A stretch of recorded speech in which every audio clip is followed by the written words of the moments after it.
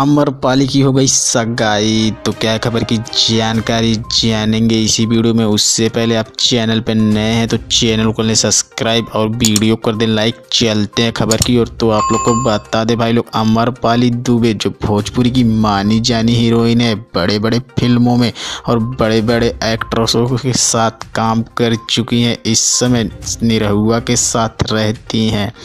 तो उनकी सगाई हो चुकी है, जल्द ही शादी हो जाएगी। सुनने में आ रहा है कि वो लड़का है बॉलीवुड का माना जाना हैसियत, जो कि है बॉलीवुड का बड़े घरों का लड़का। अभी तक तो उसकी फ़ोटो रिवीजल नहीं हुई है, जल्द ही उसकी भी फ़ोटो आ जाएगी।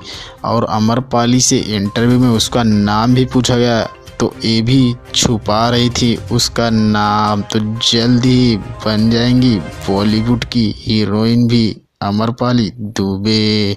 तो चलते हैं, धन्यवाद। उससे पहले आप चैनल को ज़रूर सब्सक्राइब करें और वीडियो अच्छी लगी तो लाइक ज़रूर करते हैं। धन्यवाद।